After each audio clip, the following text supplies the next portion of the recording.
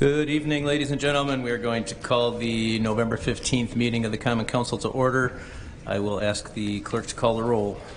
Alderperson Rote. Here. Stefanski. Here. Vitale. Here. Weigel. Here. Grisham. Here. Haas. Here. Keen. Here. Lysick. Here. Ranke. Excused. 8 present, 1 excused. We have a quorum. Please rise if you are able and join us for the Pledge of Allegiance, which will be led this evening by Alderman Rote. I pledge allegiance to the flag of the United States of America and to the republic for which it stands, one nation, under God, indivisible, with liberty and justice for all. Moving on to item D, we have one public hearing this evening. I'll ask clerk to read that out.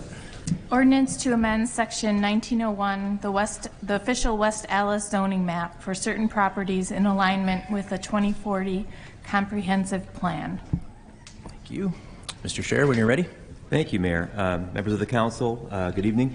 The rezoning before us is probably one of the last batches of corridor rezonings that we have for you this year.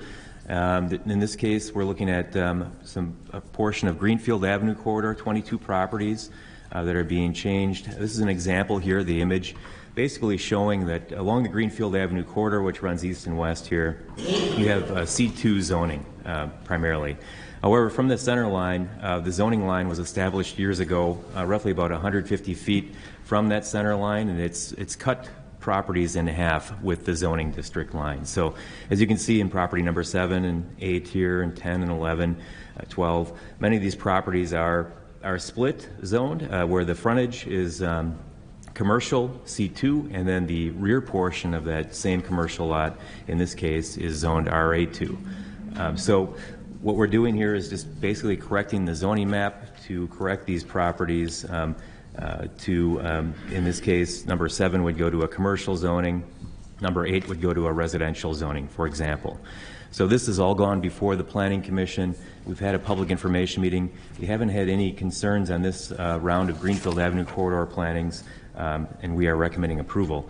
The next batch was just sort of a random grab bag of different properties throughout the city, primarily involving river corridors, rail corridors, interstate corridors, We-Energy, utility corridors, and so on.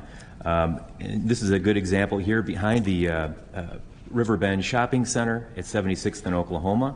There's the Honey Creek that runs behind that shopping center.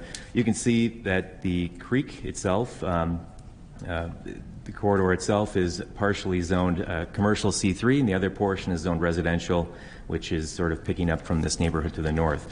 What the planning is recommending in this case is that corridor, that creek corridor, be rezoned to P or Park district, which is compatible with the Honey Creek Park area on 76th and Oklahoma, just west of 76th Street. So that portion of it is pretty straightforward.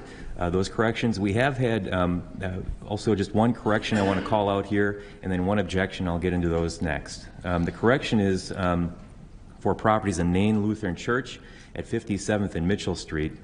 We had initially interpreted this as one property, but is it in fact 2 properties? One, the parking lot being zone C2, the church being zone RB. So we are recommending striking number 33, line item 33 from the zoning list here, from the list of rezonings, and just maintaining the existing C2 and RB zoning on each of those respective properties, since they are not one property, they are not split zoned. The other is a property at 1650 South 108th. And this property has historically been, well, it was originally zoned industrial, and then in about 2016 it was decided to split zone the property. And there have been some looks at this property over the years with different Highway 100 corridor projects to possibly rezone it all to commercial, but it's been decided over the past couple of times just to keep it split zoned, and that was in the interests of the property owners and so on. The property owners, the attorney is here this evening and probably will have something to say, but they would like to keep this property zone split zoned. Staff, however, is recommending that be zoned commercial, just one zoning district to C3.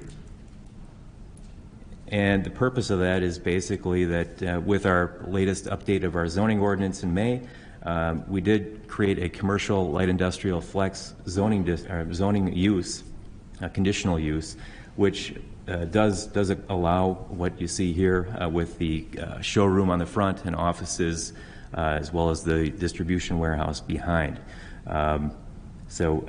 With that as a conditional use, staff is recommending that the property be rezoned to C3. There are options, of course, should council not want to change the zoning of this property to C3. You could leave it split zoned, or you could change it back to an light industrial zoning district. However, staff is recommending that it be zoned to C3. This is just a summary of the zonings the list that we've gone over, and the one correction to the Nain Lutheran Church, line item 33, and then for your consideration, line item 45 at 1650 South 108th. It's currently split zoned, light industrial, and C3, and staff is recommending C3. This has all gone before the Planning Commission, which has recommended approval. There has been a public information meeting. We've got one objection to date, and with that, I thank you for your time. Thanks, Mr. Scher. Are there any questions from the members of the council on our public hearing? Mayor Devine. Alderman Weigel. Steve, on that 1650-108, unlike most of these rezonings, are you saying we intentionally split zone that property to accommodate the use as it was then, as it currently is? It's my understanding most of this, what we've been doing with these rezonings is like housekeeping, getting rid of jagged lines and cleaning stuff up. But this was we intentionally split zoned this to accommodate.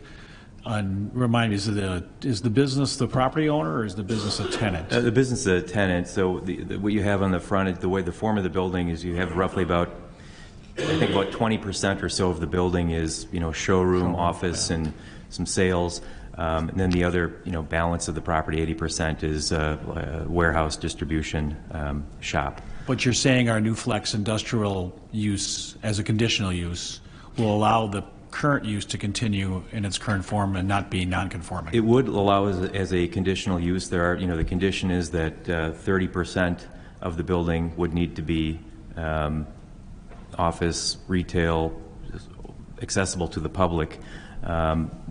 Whereas I think in this case they have about 20%, as I've been told. So it's close to being conforming. I guess I would indicate that as a split zone property, it's arguably perhaps already non-conforming. So whether you keep it split zoned or whether you change it to C3, I guess there's that non-conformity issue either way. Okay, and the goal here is that we wanted Highway 100 to be more of a retail active place versus kind of a warehouse row of truck terminals or Amazon kind of build. We want places where customers come and go typically. We are looking for that certainly along the frontages of Highway 100 corridor. Some of the backage areas. We've kept light industrial in some cases, but for the most part, in alignment with the comprehensive plan and the Highway 100 corridor plan, we've sought to a more commercial zoning land use. Okay. Thank you. Thank you. Thanks, Alderman Weigel. Any other questions from the council? Hearing none, are there any questions or comments from the members of the audience?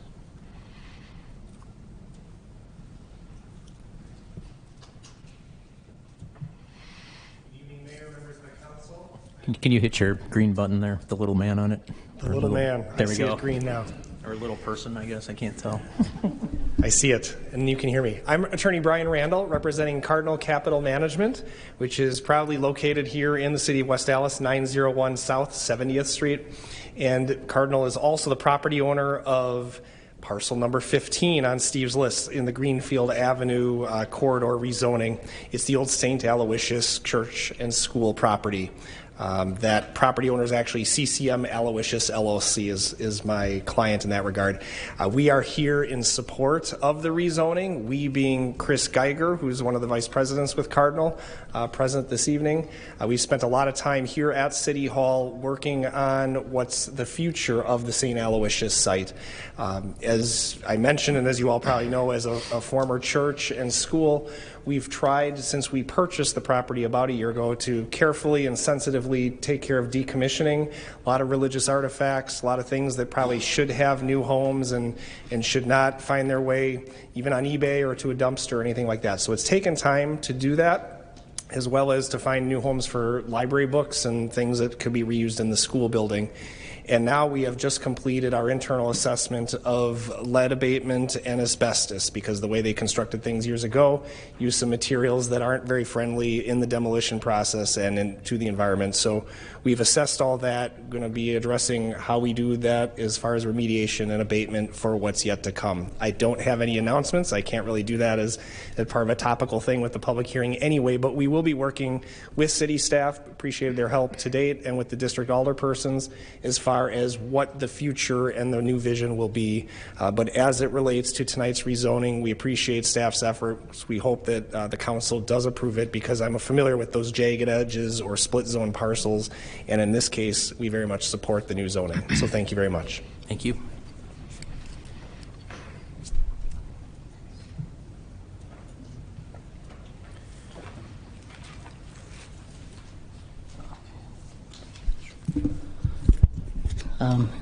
Good evening, Mayor and Council. I'm Brad Dagan. I represent the 1650 South 108th Street LLC, and my clients have asked me to appear and talk a little bit about their perspective regarding the rezoning. I've had a couple opportunities to meet with Steve. This is actually my third time appearing before you regarding this property.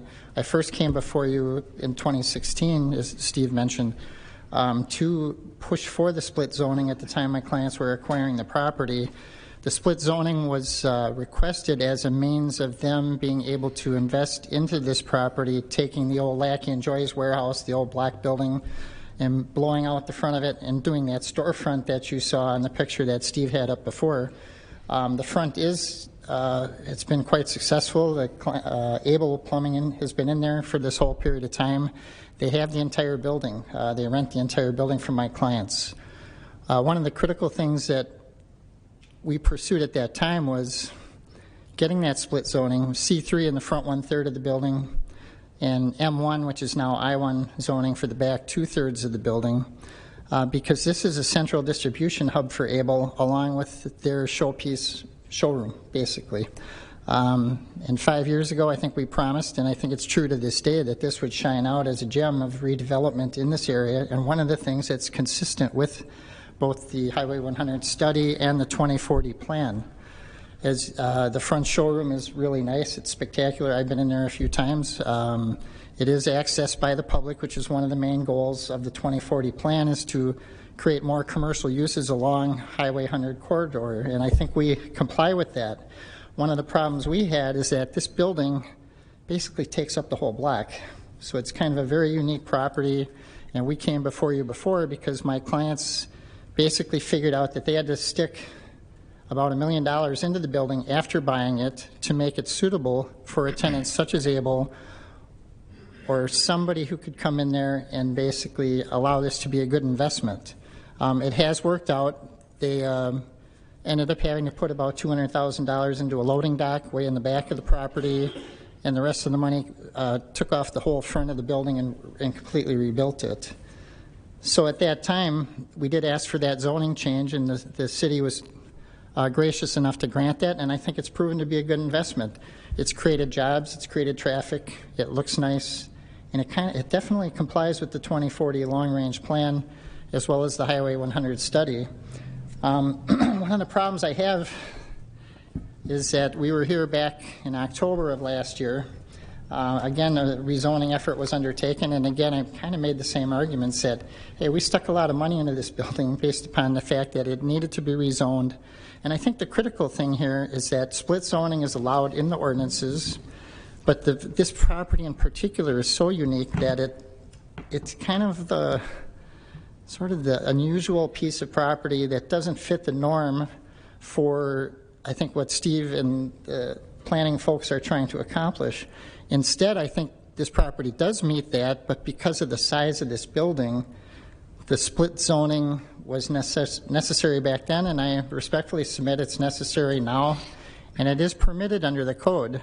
So it's not as if split zoning is prohibited by West Allis. It's just that a lot of the examples that were given where split zoning doesn't make sense, or split zoning resulted in some weird property divisions, doesn't fit here. And I know that in the long-term plan, there are parcels up and down Highway 100 where there are I-1 uses off the corridor, and we're asking you to continue that, at least for now, and maybe reconsider this again in a few years if there's further development.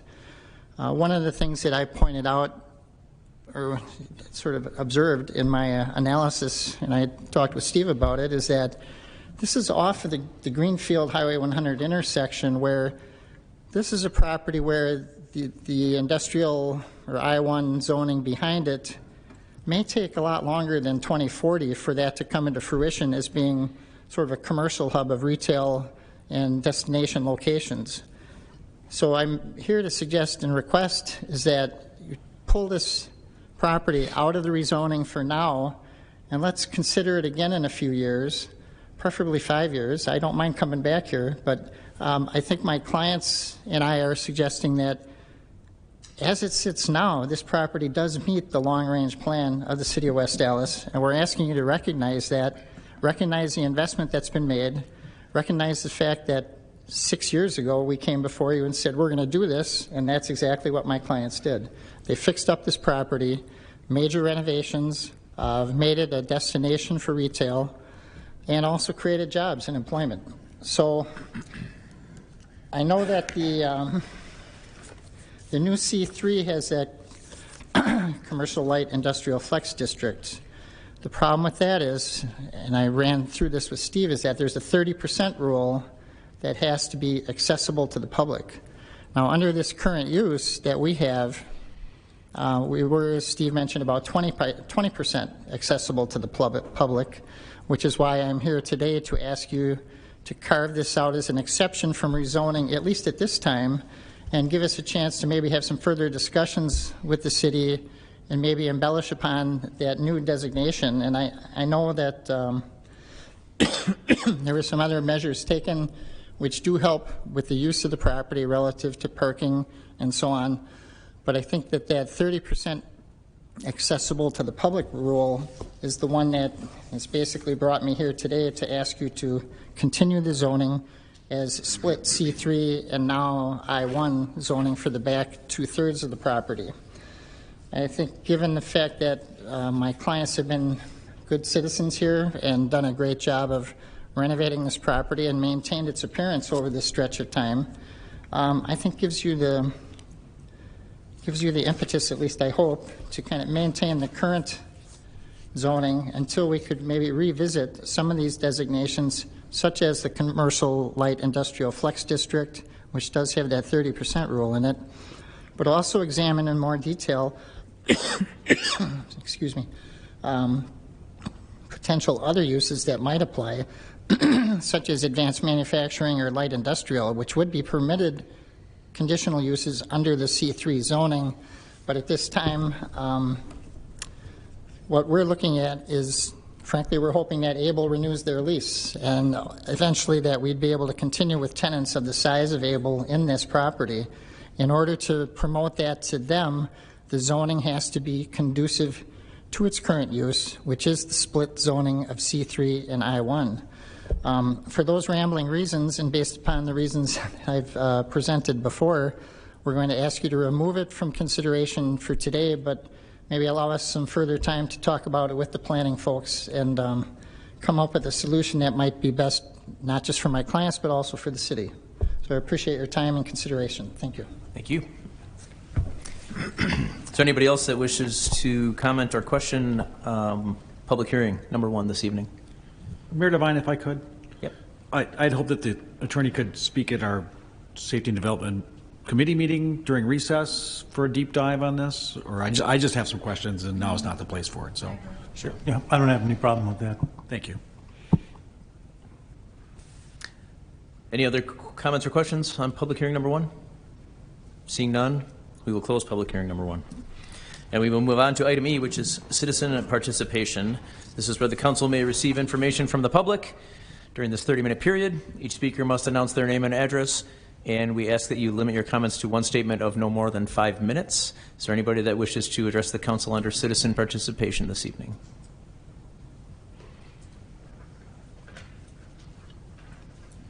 Okay, seeing none, we will close citizen participation, and we will move to item F.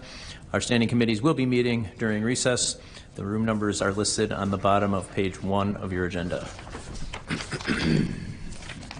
I just have two quick things for the mayor's report this evening. One, I want to thank Tanner Paul, Post 120, and their chief, or their commander, Dale Slowick, for helping put on a very nice Veterans Day program last Friday. And it was well attended. It was a great event. And I also just want to congratulate our health commissioner, Bob Leischow, on being appointed to the state's Public Health Council by the governor. Congratulations. That's great. That does conclude the mayor's report this evening. Do we have any reports from the alderpersons?